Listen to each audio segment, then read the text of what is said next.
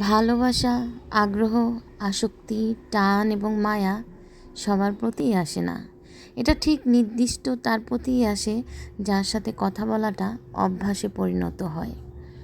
প্রচণ্ড হতাশায় যখন মুখ থুবড়ে পড়ে থাকবেন, তখন ইচ্ছে হবে কারো সাথে গল্প করতে, কারো সাথে সময় কাটাতে, আবার কাউকে না কাউকে ভরসা করতে।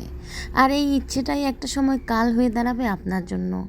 এ যুগে মানুষ কারো জীবনে কাউকে ভালো রাখতে আসে না, তারা আসেই ভালো থাকতে।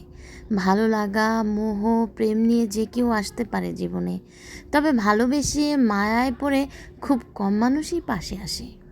দিনের পর দিন যখন সেই একটা মানুষ আপনাকে সঙ্গ দিবে, কথা বলবে, আপনাকে নতুন করে বেঁচে থাকার ভরসা জোগাবে, ঠিক তখন আপনি সেই মানুষটার প্রতি ধীরে ধীরে দুর্বল হতে থাকবেন। আপনার সময় ব্যয় করিয়ে যে মানুষটা কেবল নিজে ভালো থাকতো একটা সময়, সেই আপনাকে একা করে দিবে। অবহেলা, অনাগ্রহ, সময় না দেয়া, ব্যস্ততার অজুহাতে আপনাকে অনেক দূরে ঠেলে দিবে।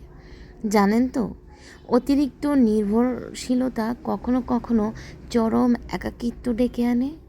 আপনি যখন সেই মানুষটার প্রতি নির্ভরশীল, ঠিক তখন সে আপনাকে একা করে দিবে। আপনি যখন তাকে ছাড়া আর অন্য কিছু ভাবতে পারবেন না, সে তখন আপনাকে ছাড়া ঢের ভালো থাকতে পারে। জীবনের এই আশ্চর্যজনক ব্যাপার, হতাশা কিংবা একাকিত্ব দূর করতে আমরা যারা কাউকে ভরসা করি, ভালোবাসি, ঠিক সেই মানুষটাই আমাদের আরও বেশি একা করে দেয়।